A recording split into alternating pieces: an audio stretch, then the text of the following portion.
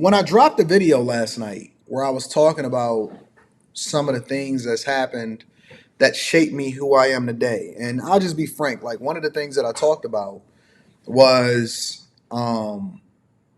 losing my virginity at an early age.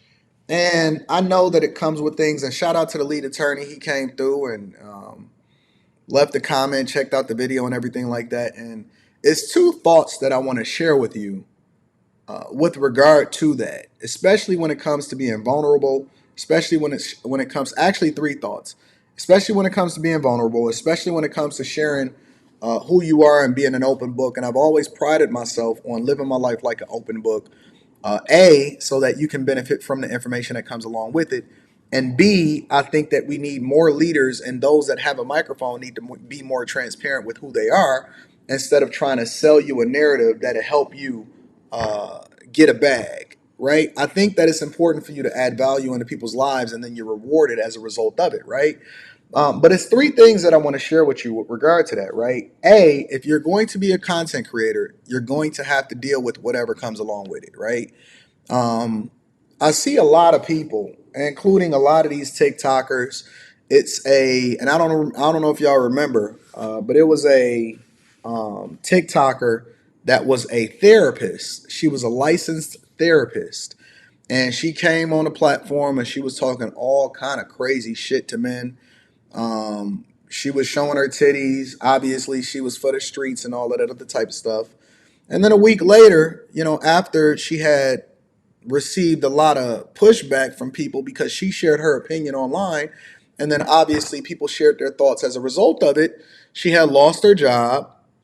Which I'm not an advocate for anybody losing a job, but she didn't seem like the type of person that should be giving advice as a therapist in the first place. But when you decide that you want to jump on these platforms and become a content creator, you have to understand that it comes with a huge level of responsibility. You can't put the genie back in the bottle. You're not going to undo the video that you dropped. You can't make people stop reacting to what it is that you talked about. And then now you are now signing up to be a public figure. And so I know everybody want to be famous. I know everybody want to jump on Instagram and YouTube and TikTok, now Threads and Twitter, and then have your opinion and say whatever you want to say. But it's consequences, both good and bad, that come along with that. You got to be prepared for that, right? The second thing that I want to say is with regard to the video last night. I know a lot of people in my comments, and I expected this because I've heard it before, and there's people that's really trying to convince me, Anton, you were a victim. No, I'm not. No, I'm not. Regardless of how you feel, regardless of whether or not you agree, and again, I implore you guys to go back and watch that video. I am not a victim. I'm not. I never was a victim. I'm never going to be a victim. Even when things happen to me in my life, I don't run around with a victim mentality because my father has always beat into my head, not physically, but seriously, he's always tried to make sure that I understand that life is only 10% of what happens to you, maybe even less. But let's err on the side of, the most egregious things that's going on. The Bible said it rains on the just and the unjust. And I read my Bible every single day. And so if you walk around, let's just say something happened to you and it wasn't your fault and you just literally a victim of circumstance, right?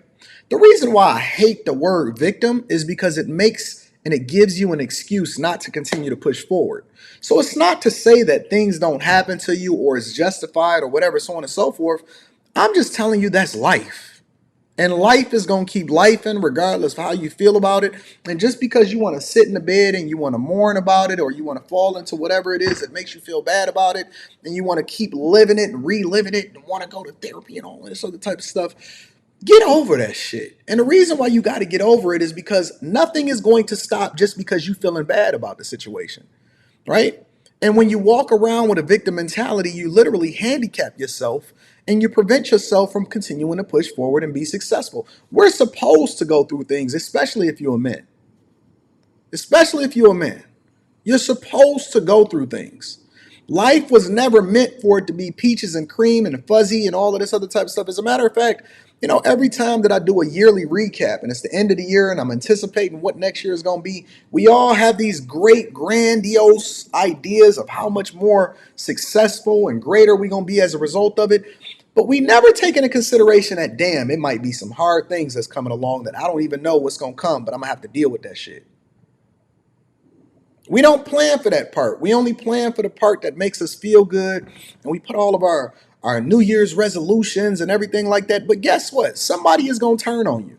And somebody is going to lie on you.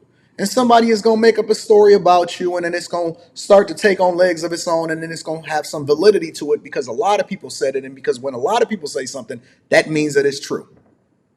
Not really, but that's just life. Life is life. And somebody gonna talk about you behind your back. And guess what? You probably gonna be one of the people that talk about me behind my back. You're gonna be with me today and then you're gonna turn on me tomorrow. That's life, right? Things happen. You're gonna fall and scrape your knee. Your chick is gonna slap you in the face, and then you might have to, ooh wee. And then you might have to pull back as a result of it. Life is 10% of what happens to you and 90% of how you react to it. Pivot, change, adjust, control yourself, right? Those are the characteristics that then make you rich, that then make you successful, that allows for you to be in a position to be able to pour into other people. Last, but certainly not least, right? I'm never ashamed. And this is one of the biggest things that I want y'all to take away from this conversation, especially considering the video that I dropped last night. I'm never going to be ashamed of the things that I've done that's good or the things that's good for me. I'll give you an example. I like to wear the fact that I was raised in a church and the fact that I really love God and I believe in Jesus Christ on my sleeve. And last night I said some things that some people were surprised that I said. I said, yo, I've been saved, sanctified, and filled with the Holy Ghost since I was 11 years old. Right?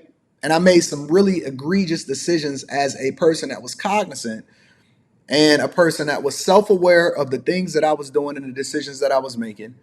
Shortly thereafter, I got saved 2 days before my birthday on April 11th. But people were less concerned and focused on the things that I was saying as a result of the decisions that I was making, and they was more appalled or more surprised at the idea that I would even mention the fact that I got saved in the first place. As though that's a bad thing.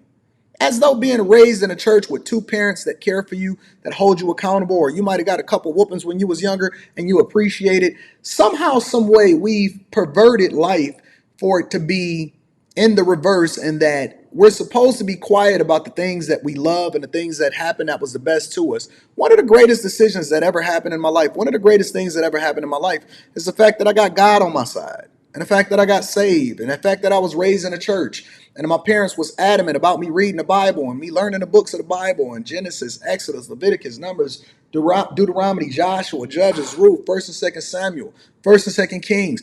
All of that stuff was meaningful to me, and the things that they put into me when I was younger is still sticking with me today. So it doesn't mean that you're not going to make bad decisions, or you're not going to make mistakes, or you're not going to be perfect, right? And this is one of the things that I want y'all to understand. That just because you do things that may not be aligned with the way that you were raised does not mean that life is over and that people can hold that against you. It doesn't make you a worse person. It means that your parents and the church gave you the tools that allows for you to withstand and then hold fast for something to come back to, right? You got that foundation, you got the thing that you stand on that you come back to even when you make decisions that's not in your best interest or it's not conducive for the direction that you're going in your life, right? Honor your parents. Acknowledge the things that they done well. I see so many guys, they come up on a coaching session and they get on the phone with me and they say, well, my father told me this when I was young. And I was like, oh, okay, so your father just appeared one day and told you that and left in your life? Oh, no, he was always there. Oh, he put food in your belly? Yeah, yeah. Did he go to work every day? Oh, yeah, yeah, yeah, yeah, yeah.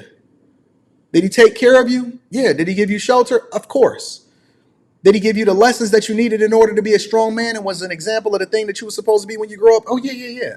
But you focused 100% on the thing that you can become a victim in, right? And because we focus so much on the negative and we're so busy trying to be politically correct to make everybody else comfortable around us, you can't make people uncomfortable enough to actually do the thing that's in their best interest. So all I'm telling you right now is, A, you're not a victim. B, lean into the thing that you were taught. Even today, the things that you taught every single day that makes you a better version of yourself, right? And then C, if you decide to get into this game, don't be afraid to be unapologetically right and unapologetic about the fact that you're going in this direction, because this is a completely different game that we're getting into. This is uncharted territory for a lot of people because they don't know what it means in order to be a content creator. Everybody want to have a microphone and an opinion, but everybody don't want the consequences that come along with it.